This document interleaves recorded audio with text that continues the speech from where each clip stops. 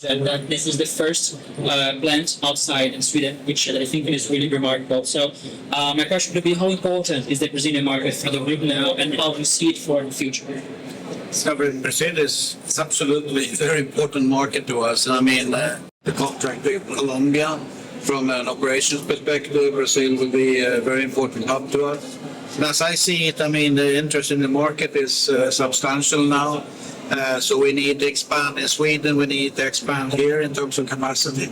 And maybe if we get a really big contract either with Ukraine and Canada, we need another hub as well. So but Brazil will have sort of a very important part of not only the Brazilian market, but the export market. You had ongoing discussions with Peru before government changes there. I'd like to know what's the state of that campaign in Peru, and then if Brazil would be able to export, for example, aircraft to Ukraine. As President Lula has said before, that he would not like to provide weapons to Ukraine. Well, I think on the first one, yes. I mean, we are proposing a very sort of cost-efficient and competitive offer to Peru.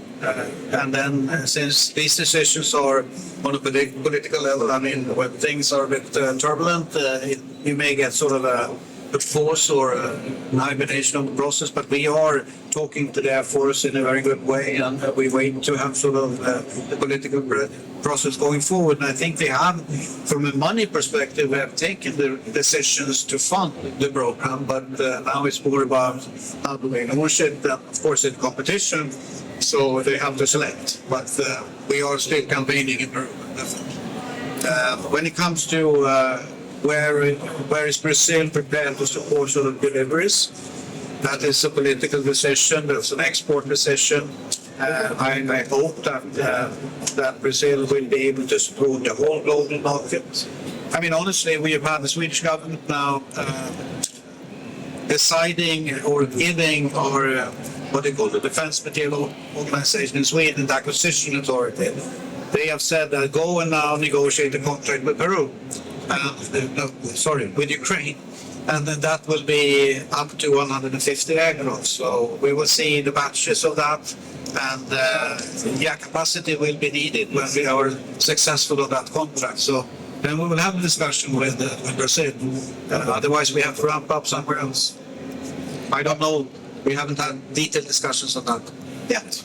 My question is, how much is the Brazilian experience for setting up a plant here in Brazil for Gripen useful as you go around the world and you have more and more demand for replicating this sort of solution? Is there a point where you get too many plants? We won't have too many plants. I mean, in my mind right now, I think Sweden, Brazil, and maybe one more. I mean, if Canada selects to go dual fleet and not only F-35, Canada might be that country, and I don't know whether that will happen, or maybe another country. But I think, yes, of course, there is lots of experiences from how this process worked out.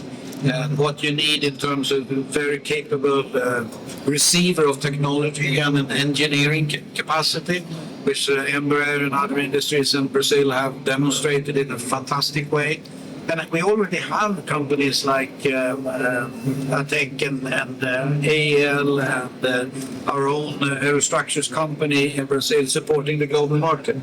And to get to that point is quite an effort, and it's not easy.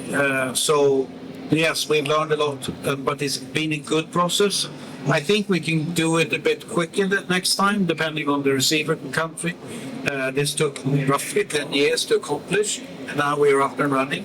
Maybe you can do it a bit quicker because of the experiences, but it depends so much on the receiving party and what kind of capability you have in country.